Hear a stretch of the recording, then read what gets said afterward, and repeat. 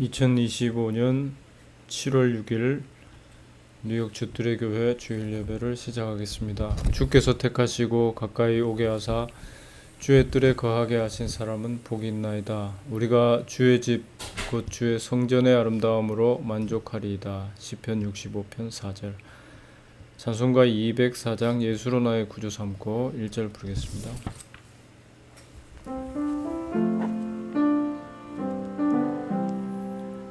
예수로 나의 구주 삼고 성령과 피로써 거듭나니 이 세상에서 내 영혼이 하늘의 영광 누리도다. 이것이 나의 간증이요 이것이 나의 찬송일세. 나 사는 동안 끊임없이 구주를 찬송하리로다.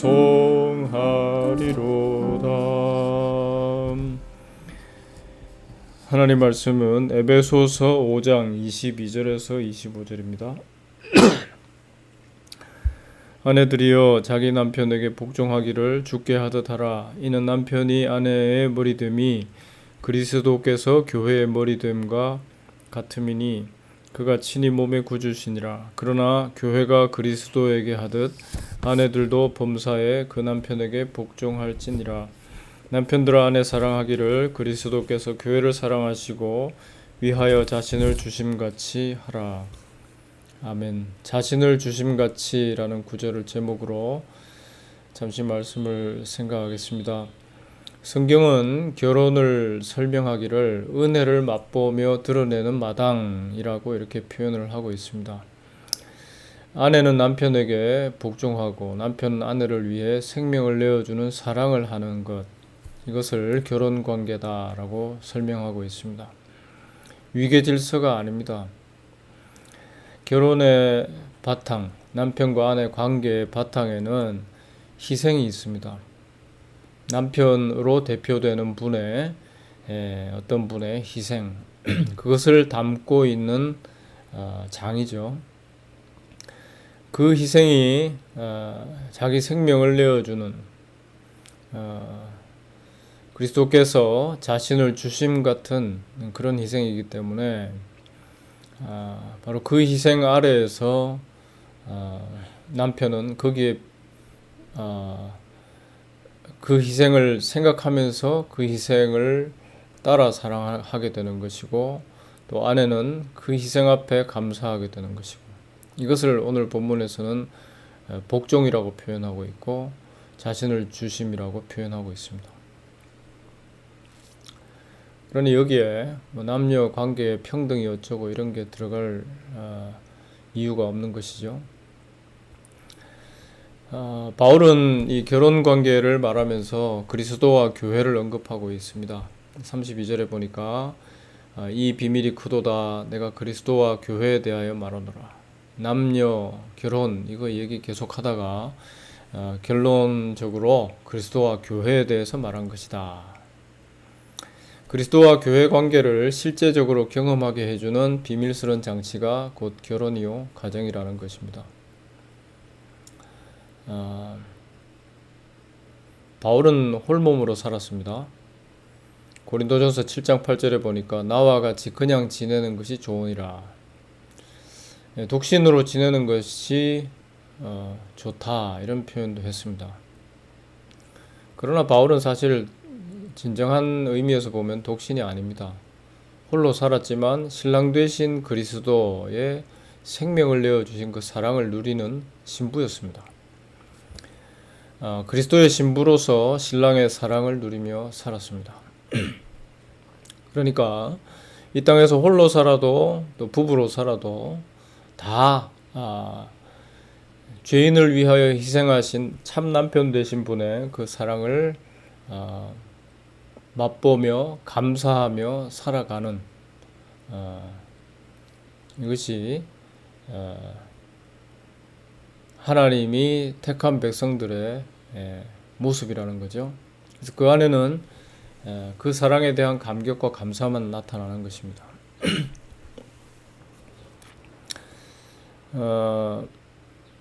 그리스도 십자가의 은혜를 재현하는 장치로서의 부부, 재현하는 장치로서의 가정, 이 은혜를, 이 희생을 재현하는 장치로서의 교회, 그렇습니다. 이 세상의 관심은 자기 실현에 있습니다. 자기 섬김이죠. 처음 결혼할 때 서로에 대한 헌신을 다짐하지만은 속에는 상대를 통해서 자신의 바램을 실현하려는 그런 마음이 다들 숨어 있다고 할 수 있습니다. 죄에 사로잡힌 존재라는 점에서 신랑 신부 모두 다 문제를 가지고 그걸 감춰놓고 결혼을 하는 것입니다. 그러다 보니까 결혼 생활에는 생각지 못했던 문제들이 생겨납니다. 중심에 내가 있기 때문에, 나를 앞세우기 때문에 계속해서 충돌할 수밖에 없고 문제가 생겨나게 되어 있습니다. 교회라는 이름으로 모여도 나를 섬기는 각자, 각각 나라고 하는, 자신이라고 하는 신이 모여 있기 때문에 충돌이 있고, 또 여전히 나를 섬기는 우상 숭배의 장이 됩니다. 문제 있는 인간, 죄의 종, 나, 이것을 부정하지 못하는 그런 모임으로서 항상 거기에 하나님 앞에 합당치 못한 모습이 나타나는 것이죠. 조지 오웰이라고 하는 이 필명을 쓰는 작가가 동물농장, 동물들이 지배하는 농장이라는 책을 썼습니다. 애니멀 팜이라 그래가지고요. 거기 보면 동물의 혁명 정신을 주입한 이 메이저라는 늙은 돼지가 나오는데요. 이 돼지가 죽기 전에 당부하는 말이 있습니다. 인간을 물리친 후에 그들이 한 것을 절대 따라하지 말라는 것입니다. 인간이 입는 옷도 입지 말고, 인간이 마시는 술도 먹지 말고, 인간이 자는 침대에도 자지 말고, 뭐 이런 내용들을 경고하고 그는 사라집니다. 근데 이 책 마지막 부분에 가서 보면은 동물들이, 특히 지도자급인 이 돼지들이 술 먹고 카드 놀이하고 또 침대에 자고 나름의 위계 질서를 만들어 가지고 다른 동물들을 하급으로 취급하면서 지배하고, 이런 모습이 동물농장에 동물들이 지배한다고 명패를 세워놓은 그 농장에 반복되는 것을 볼 수가 있습니다. 사람들이 하는 것을 똑같이 다시 하는 거죠. 공산주의를 통해 유토피아를 실현한다, 그런 이상적인 그런 이 주의가 지나갔지만은 결국 사람 각자를 섬기는 이 본성을 거스를 수 없기 때문에 그 속에 여전히 문제가 반복되는 것, 사람들 사회의 문제가 그대로 반복되는 것을 볼 수가 있습니다. 어떤 주의를 추구한다고 해도, 오늘날은 자본주의가 대세지만은 이 자본주의 속에도 결국은 돈이 주류가 되는 그런 사회다 보니까 거기에서 도태되는 사람들이 생기고, 그 돈을 쥐고서 힘을 발휘하고 또 지배하는 그런 계급이 생기고, 결국 고칠 수 없는 그런 인생의 현실을 우리가 보게 됩니다. 나를 부정하지 못하는 이 세상 분위기는 인간이 아무리 애써도 고쳐 나갈 수가 없다. 성경에서는 율법을 통한 이 완전, 율법을 통한 성화를 아무리 추구해도 인생은 늘 그 자리고 자기 섬기기를 떠날 수 없다는 것이죠. 그것을 말씀하고 있습니다. 다 똑같은 내용입니다. 나라고 하는 우상을 열심히 섬기고 있는 이 본성을 절대로 고칠 수 없는 우리들이기 때문에 우리가 달라진다, 거룩해진다, 뭔가 하나님 앞에 합당한 의인이 되어간다. 전기차, 전기 배터리 잔량이 자꾸 늘어나는 것처럼 10%에서 50%에서 70, 80%로 100%로 전기차나 컴퓨터나 배터리 잔량이 자꾸 늘어나는 것처럼 우리도 그렇게 늘어나서 충만해질 수 있다. 완벽해질 수 있다. 그런 생각들을 하지만은 결코 그렇지 않은 것을 우리 자신이 더 잘 알고 있습니다. 여전히 우상을 섬기고 있는 것이죠. 나를 섬기고 있는 것이죠. 그래서 달라지지 않더라 하는 것입니다.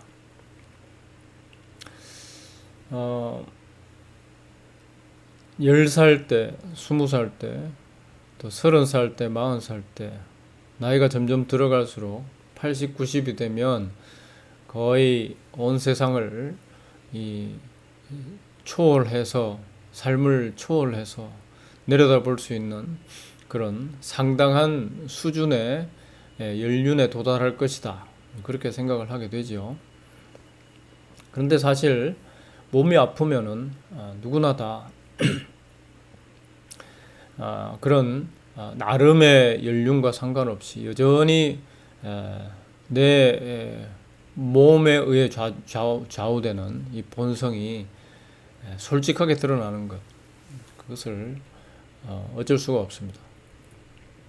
아프면 화가 나고, 아프면 피곤해지고, 아프면 귀찮고, 아프면 사람들과의 관계도 안 좋아집니다.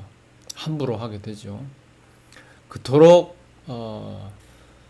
똑똑하고 또 지혜롭고 또 여러 사람들에게 잘하던 사람이 아프면 그런 모든 것들이 사라집니다.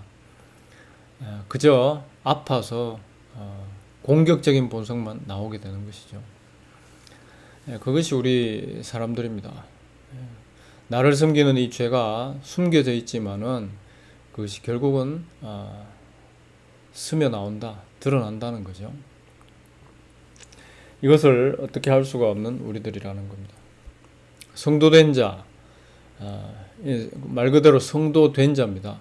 성도로 스스로 노력해서 그 자리에 오른 자가 아니라 하나님께서 성도로 만들어내신 자, 새로운 피조물입니다. 은혜가 임한 사람이죠.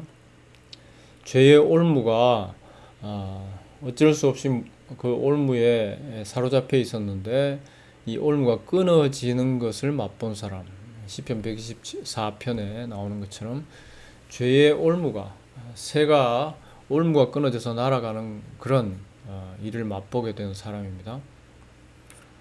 즉 하나님께서 하신 이 일이 나에게 웬일인지 웬 은혜인지 임하게 된 사람, 그런 사람들의 특징이라고 한다면 더 이상 나를 바라보지 않게 된 것이다 하는 것이죠. 나는 그저 죄의 올무에 묶여있던, 죄만 드러내는 그런 보잘것없는 존재, 날마다 내 육의 욕망을 쫓아가는 고멜과 같은 음란한 자에 불과했는데 하나님께서 부르시고 죄의 값을 치르시고 되사오셨다. 그 죄의 값이라는 것이 하나님 아들의 죽으심이었다. 이것을 알게 되어진 사람의 특징이라고 한다면 그 하나님의 아들만을 주목한다는 것이죠. 죽으신 그 분, 그 희생의 보혈에 늘 마음이 매여 있다는 거죠. 그래서 그분만을 사랑하게 되는 것이죠. 그 희생에 압도되는 것입니다. 죄에 붙들린 나를 섬기던 상태에서는 불가능한 모습이 하나님의 일하심으로 나타나는 것입니다. 내 욕망, 죄에 묶인 상태, 나를 섬기는 이 우상 숭배에서 자유케 되는 이 일이 하나님의 손에 의해서 일어나는 것, 이것을 은혜라고 하는 것입니다. 이 은혜 안에 있는 부부, 은혜로 존재하는 부부, 이것을 본문에 따르면은 교회다, 성령의 작품이다 이렇게 말씀하고 있습니다. 그래서 주께서 빚어낸 작품으로서의 부부, 교회, 사람이 만들어낼 수 있는 것이 아니라는 것입니다. 우리가 부부가 되고 또 가정을 이루고 이렇게 살아가면서 날마다 경험하게 되는 것은 우리가 참 천국 같은 교회 같은 그리스도의 백성으로서의 아름다운 가정을 만들어낼 수 있구나. 이게 아니고 정반대라는 거죠. 우리는 그리스도의 은혜를 반영할 수 없는 존재구나. 나만 만족시키려고 하는 존재구나 하는 것을 더 많이 경험하게 됩니다.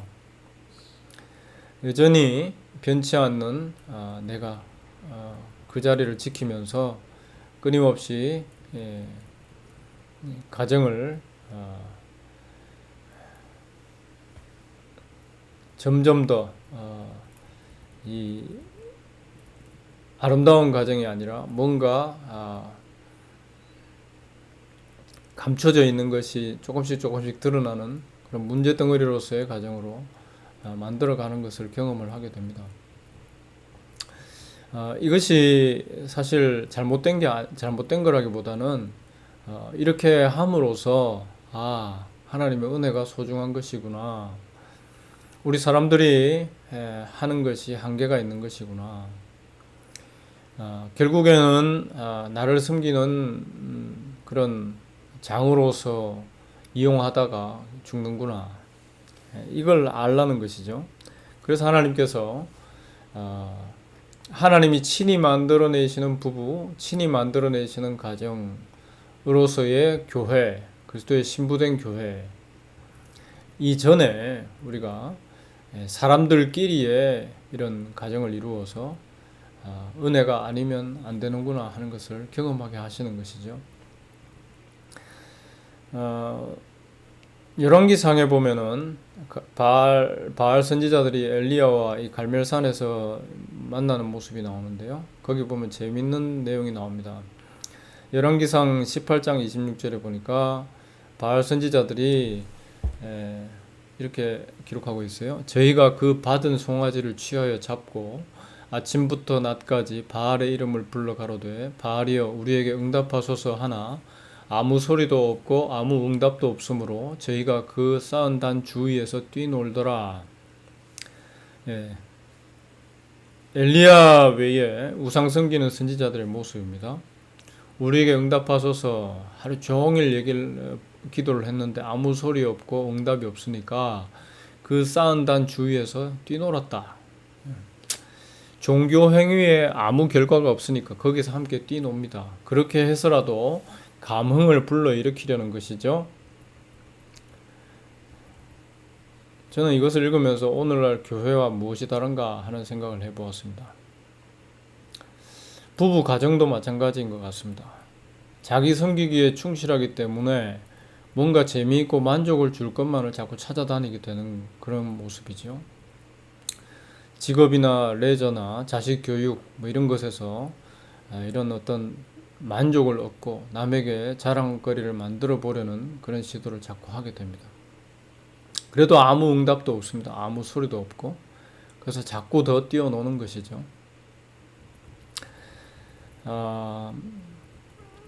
참 그저 지나쳤던 본문인데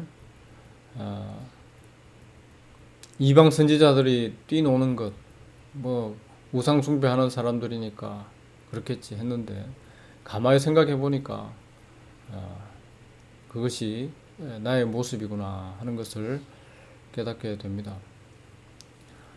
그래서 성도는 은혜를 사모하는 이가 되었다면, 그런 부부가 되었다면, 그런 교회가 되었다면, 내가 이렇게 허무한 놀이, 그저 뛰놀다가 갈 존재구나. 이것을 생각하면서 하나님 앞에 간구하게 되는 것이죠.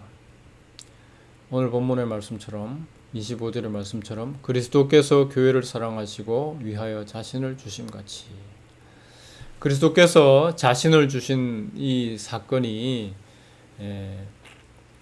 내 안에, 우리 가정 안에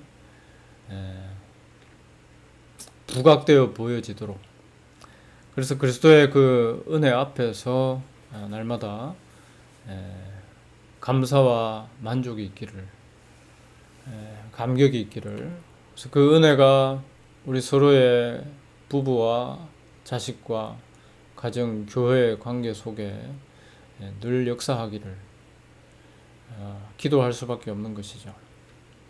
교회는 그의 몸이니 만물 안에서 만물을 충만케 하시는 자의 충만이니라. 에베소서 1장 23절. 교회는 그리스도의 충만이다. 즉 교회는 희생되신 그리스도 예수 보혈의 충만이다. 십자가의 충만이다. 이런 말씀입니다. 거기에 스스로를 섬기고 자신의 만족을 추구하는 이기적인 본성이 자리할 자리가 없는 것이죠. 꽉 채워지니까요. 이것이 교회이고 또 가정이고, 이것이 하나님이 빚어내신 부부라는 것입니다. 하나님이 빚어내시는 이것이 핵심입니다. 은혜로 되어진다는 것이죠. 그렇지 않으면 우리는 늘 새로운 것을 쫓아서 뛰노는 존재로 살다가 간다는 것이죠. 허무한 몸짓을 하다가 가게 된다. 오늘 본문을 다시 한번 읽겠습니다. 아내들이여 자기 남편에게 복종하기를 주께 하듯 하라. 남편이 아내의 머리됨이 그리스도께서 교회의 머리됨과 같으니 그가 친히 몸의 구주시니라. 그러나 교회가 그리스도에게 하듯 아내들도 범사에 그 남편에게 복종할지니라. 남편들아 아내 사랑하기를 그리스도께서 교회를 사랑하시고 위하여 자신을 주심같이 하라. 자신을 주심같이, 오늘 제목입니다. 사실 자신을 주지 못합니다. 나는 당신의 것이고 당신은 저의 것이고, 뭐 그렇게 결혼을 하는지 모르겠지만은, 그러나 자신은 결코 주지 못하죠. 나를 꼭 지키는 우리들입니다. 그런데 자기를 부인하고 자기를 내어주신 분이 계십니다. 하나님의 아들께서 자신을 이 같은 이기적인 본성으로 꽉 차 있는 우상 숭배자들을 위해서 내어놓으셨다는 것. 이 크신 사랑 앞에서 부끄러운 마음으로 나를 부인하게 되는 일이 벌어진다면 그 가정에는 가장 큰 복이 임한 것입니다. 세상을 바꿀 수 없는, 세상과도 바꿀 수 없는 놀라운 보배가 임한 것이다. 이 가정이 복 있는 가정이죠.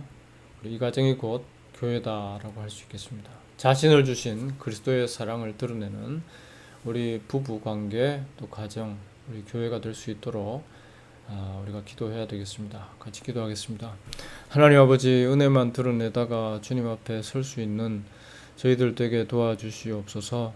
자신을 주심같이 예수께서 우리 죄인을 위하여 피 흘리시고 죽으신 이 크신 사랑을 기억하며 이 크신 사랑을 날마다 새롭게 우리 안에 불러일으켜 주셔서 그 앞에 새롭게 세워지는 저희들 되게 하시고, 또한 함께 공유하는 저희들 가정, 교회가 될 수 있도록 도와주시옵소서. 예수님 이름으로 기도합니다.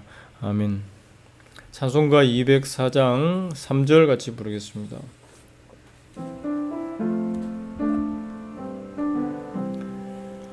주 안에 기쁨 누림으로 마음의 풍랑이 잔잔하니 세상과 나는 간 곳 없고 구속한 주만 보이도다. 이것이 나의 간증이요 이것이 나의 찬송일세.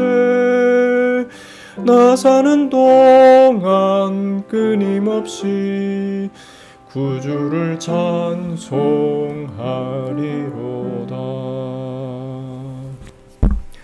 주 예수 그리스도의 은혜와 하나님 사랑과 성령의 교통하심이 모든 흩어진 주의 백성들과 함께 있을지어다. 아멘.